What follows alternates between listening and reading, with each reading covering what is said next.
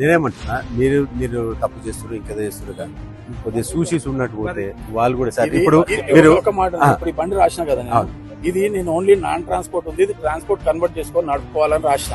దీన్ని నేను ఒకవేళ స్టేజ్ క్యారేజ్ రాస్తే ఈ ఒక్క బండికి 1,20,000 కట్టాలి. ఈ 10-15,000 కట్టడానికనే వాళ్ళకి ఇంత ఇబ్బంది అవుతుంది. ఆ రకంగా రాస్తే ఇంకా ఇబ్బంది. అందుకనే నేననేది ఏంటంటే, మీరు ఈడి వరకు వచ్చారు కదా, ఒకసారి కమిషనర్ నేను పోతా. నా ఒక రిక్వెస్ట్ ఏంటంటే, ఇప్పుడు మీరు రాసిన ఫైన్లు అలా బండి అమ్ముకుంటే కూడా రావే పైసలు. 20,000 ఉన్నది. ఆ బండి ఎంత ఖరీదు ఉంటుంది? 30,000 కూడా కొన్నాడు. అవుట్ ఆఫ్ ద రూల్ అనేది రాయలే. అవుట్ ఆఫ్ రూల్ క్లారిటీ ఏమంటున్నట్టే, మీరు అందరు కన్వర్షన్ చేయించుకోండి, వాళ్ళు కన్వర్షన్ చేయించుకోవాలా. కన్వర్షన్ చేసుకుంటే ప్రాబ్లం ఏంటి? ట్రాన్స్పోర్ట్ కన్వర్షన్ చేయించుకోవాలి. ఎవరు కూడా ఆర్డర్ చెప్పడానికి ఉండదు. నేను ఇంత దూరం కూడా రావడము కేవలం ఈ ఆటో డ్రైవర్ల ముఖాలు చూసి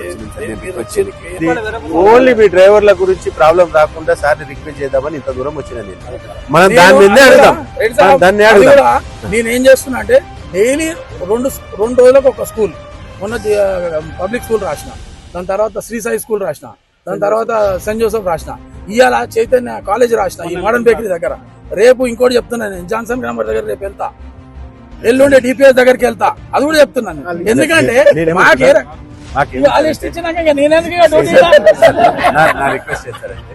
ఇది కూడా రాయొస్తానంటే, మీరు వచ్చారు కాబట్టి చెప్పిన ఆల్టరేషన్ రాయా.